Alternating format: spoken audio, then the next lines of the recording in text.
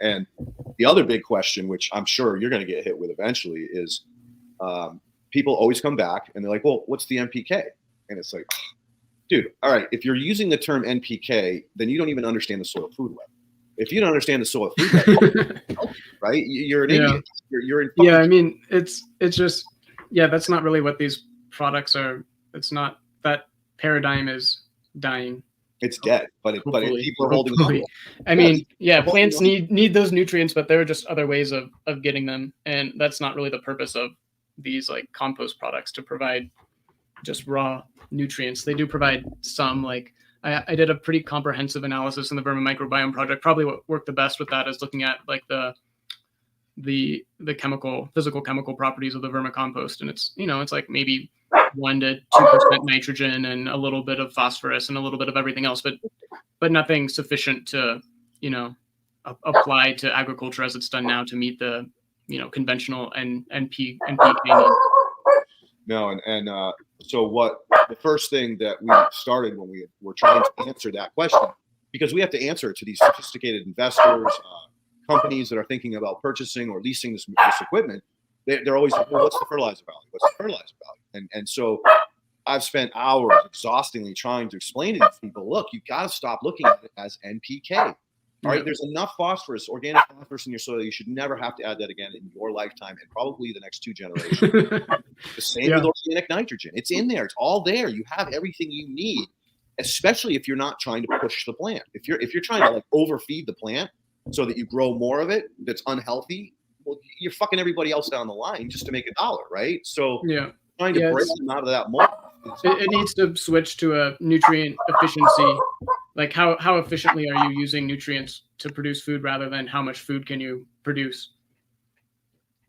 So the way we're answering that question is by first saying NPK, a quick sentence about what everybody already knows. Then we link it into CNPK, because the piece that people don't understand is the carbon in the soil is what is bonding to the metal ions that are providing that friggin' fertility in a manner that's not mobile. It's not washing out of the soil system. And it's very easy for the bacteria to break down and release to the plant, right? So CNPK is the next step, because until we beat into their heads how valuable carbon is, we can't get past NPK. And then the last step is CNPK plus biology, because once you have the biologicals in there, now you're releasing all of that NPK in a form that is not measurable at this point. Yeah, and that's something I need to read more into, is like, are there soil tests out there that like quantify not like available, like directly available nitrogen to the plants, but you got to quantify like organic nitrogen, organic or mineral phosphorus, and these other nutrients that plants need. And I think we're always going to have to amend our soils with something, but it doesn't have to be like chemical based. There's so many of organic amendments you can throw into the soil, and then the microorganisms can then feed the plants, as they need it. I agree 100%. And I think really, in all honesty, that is compost. Because compost is carbon. Compost is all the nutrients that plant spent all its life pulling out of that soil, mining out of that soil. And it's in a very easy form for bacteria to decompose, degrade, and break down and solubilize. Yeah. So, I mean, and I think that goes back to the foundation of what Elaine Ingham has been screaming in the desert for her whole life. All you really need is fucking compost. No, it can't be shit compost. It has to be at least, finished so that it doesn't disrupt the chain. Because if you put unfinished compost down on soil, now you're stealing nitrogen, you're releasing it, you're volatilizing it, you're creating all these other problems, and it's not in a form that's going to actually bond. It's still degrading. So, those simple steps, and vermicompost is one of those. Vermicompost in many ways has a higher NPK than a lot of composts I've seen. And it does have that biological diversity. And I was in a meeting this morning at 10 a.m. discussing that exact thing. It's like, look, guys, if you're buying bugs in a jug, those are grown in a lab. They're in vitro, so they're spoiled.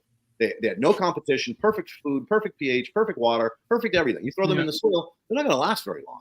So that's exactly right. There are plenty of examples of bacteria losing their ability to survive in the wild because they're grown in a lab, giving all the perfect nutrients that they need. And I think that is definitely one of the benefits of compost microorganisms, is that they're in this like dynamic competitive system.